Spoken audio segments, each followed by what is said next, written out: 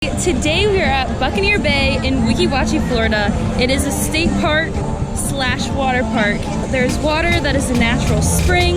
There's water slides in a lazy river, so let's see what it's about.